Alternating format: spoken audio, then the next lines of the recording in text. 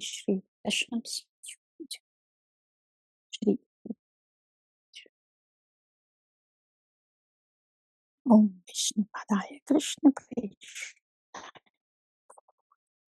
Srimati Bhakti Vedanta Swami Namaste Satsvati Gauravacha Nirvisesha Shunyavadi Shri Chaitanya Manupaya Stapitam Yena Swayam Rupa Dadata Swada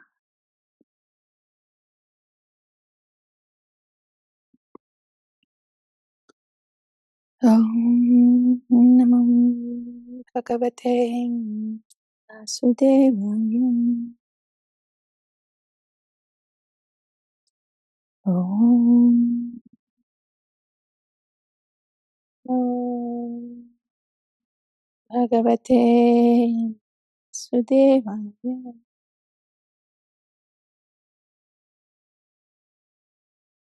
Om Namo Bhagavate Vasudevaya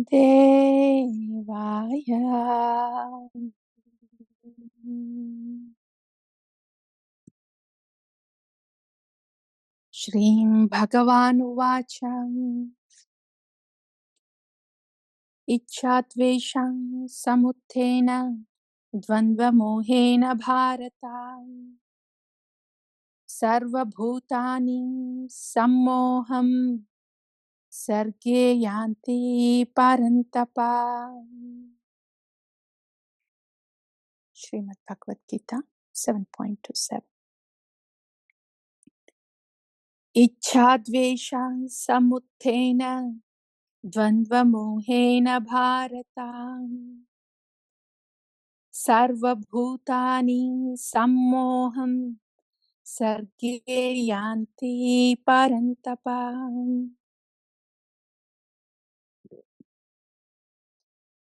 Icchatveṣa samuttena dvandva mohena bharata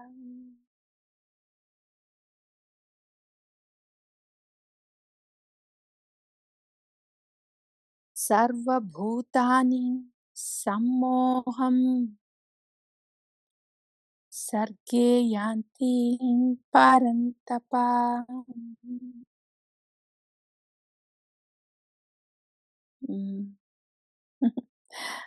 Bhagavan, Śrī Bhagavān is continuing to delineate between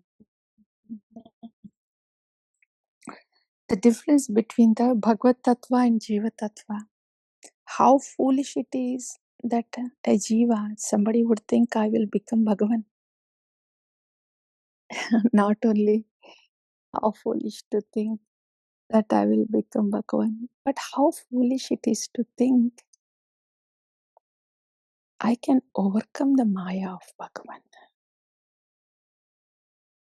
How foolish. Oh, I can just overcome this māyā of Bhagavan.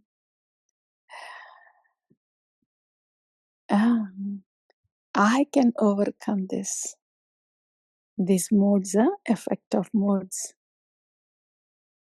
I can be in the mode of goodness. I can be beyond the mode of goodness. How foolish it is to think that one can be beyond the mode of goodness, not influenced by the modes. Simply foolish.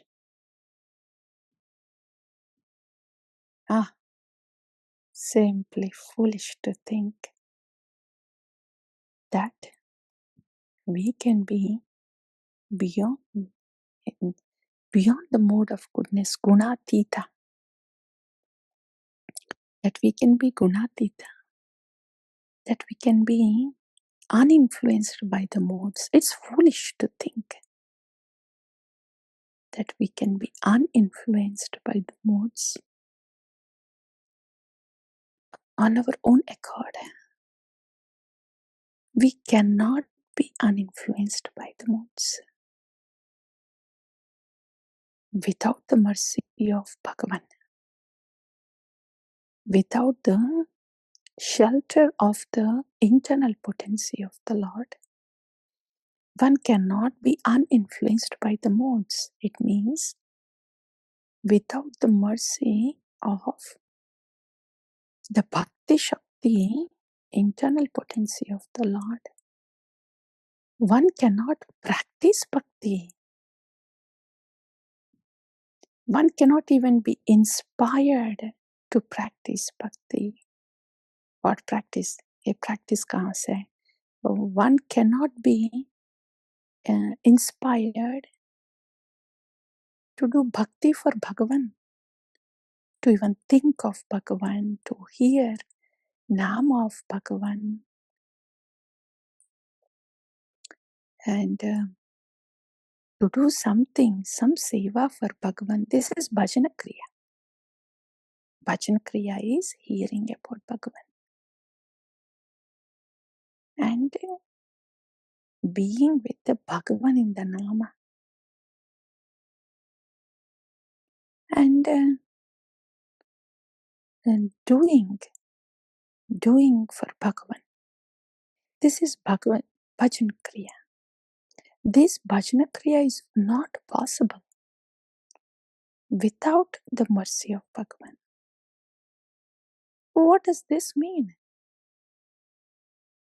We are engaged in Bhajana Kriya every day, however it might be, even if it is mechanical.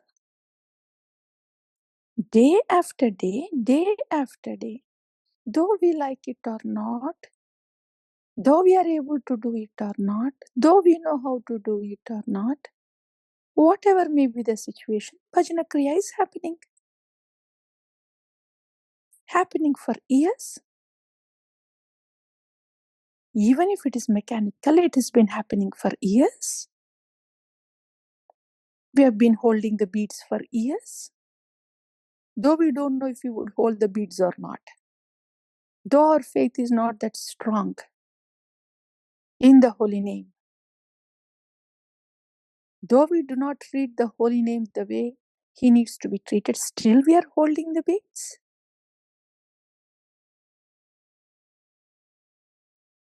And we are hearing the katha every day, all the time, every day. Despite, though there is an opportunity to hear something else, but still we hear the katha. We want to hear the katha.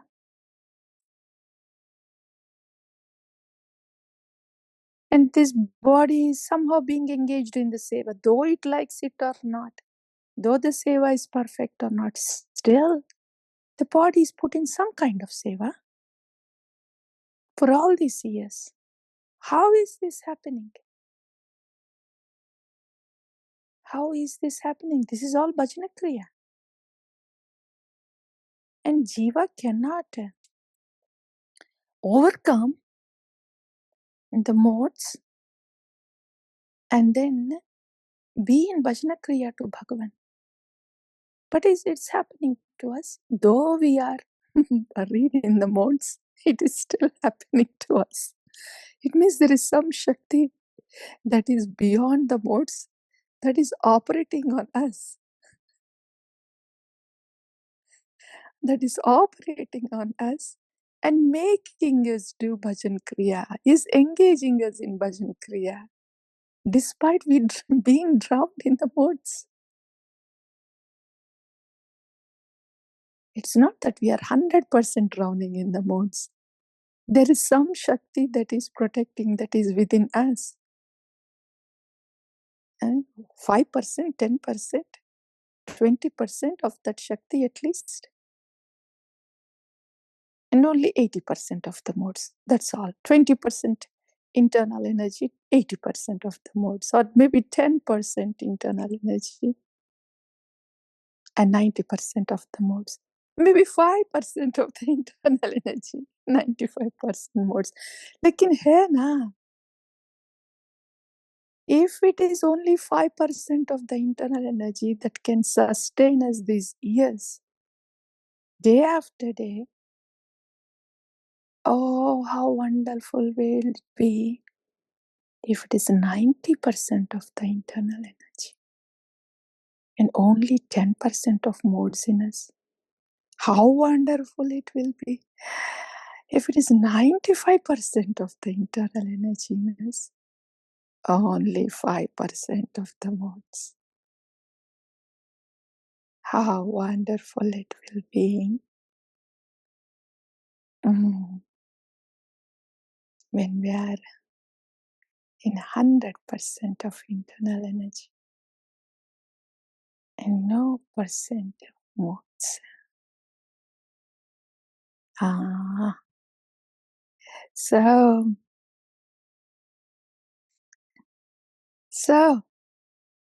here Bhagavan is saying, Ichcha dvesha samuttena dvandva mohena bharata sarvabhutani sammoham sarge yanti parantapa.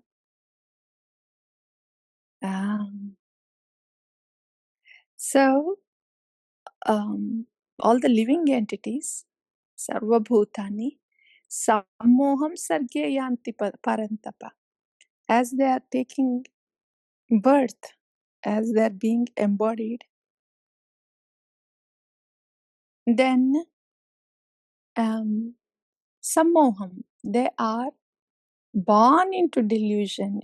The moment this jiva is entering into the body, is being embodied, by default it is in delusion. I have body means I am in delusion. And that is my situation. Great proof that I am in delusion is I see this body on me. I see this body on me. So no other proof is needed. I'm so much in delusion that I see this body on me.